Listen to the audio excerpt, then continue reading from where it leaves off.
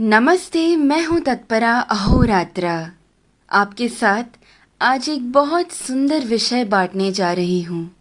इस चित्र को गौर से देखिए।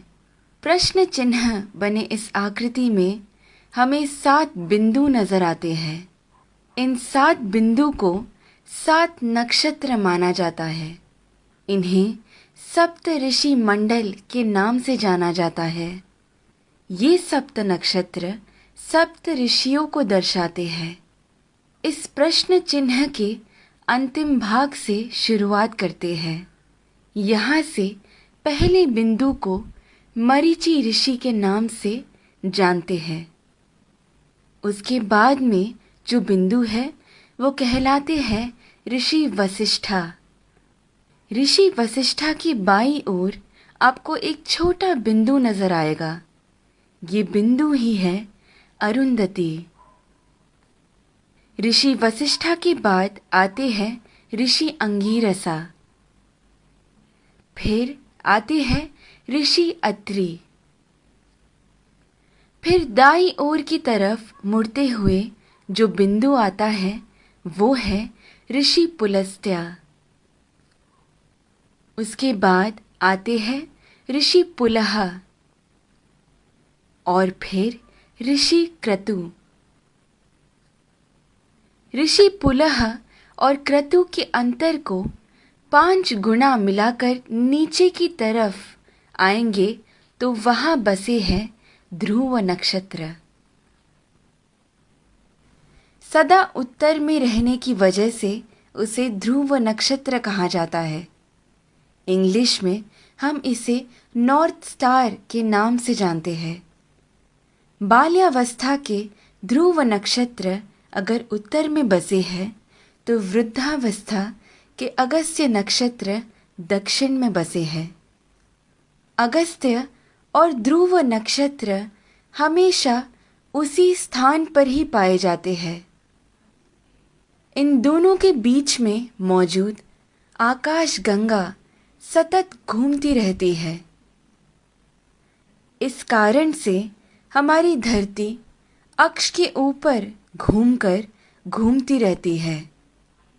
ये सच है कि सारा जगत भगवान के इर्द गिर्द घूमता रहता है, लेकिन वो हमें कभी नजर नहीं आ सकता। भूमि के अनेक कालों में से उसे 4 काल में छांटते हैं। ऊपर नजर आ रहा पीठ के बल सोया हुआ प्रश्न चिन्ह के आकार में बना हुआ सप्त ऋषि मंडल हमें वसंत ऋतु में ठीक ऐसे ही नजर आता है। आगे बढ़ते हुए शिशिर ऋतु यानी ठंड के मौसम में हमें सप्त ऋषि मंडल ऐसे नजर आता है। फिर शरद ऋतु में जब सारे पत्ते झड़ने लगते हैं तब सप्त ऋषि मंडल हमें ऐसे पीठ के बल सोया हुआ प्रश्न चिन्ह के आकार में नजर आता है। और फिर ग्रीष्म ऋतु यानी गर्मी के मौसम में हमें सप्त ऋषि मंडल ऐसे शीर्षासन कर रहे प्रश्न चिन्ह के आकृति में नजर आता है। चाहे जो भी हो, जब हम ये सारे प्रश्न चिन्हों को एक साथ में देखते हैं, हमारे सामने एक विशेष आकृति हमें बनता हुआ नजर आता है। वही कहलाता है हमारा स्वस्तिक। स्वस्थ का मतलब है आरोग्यवान।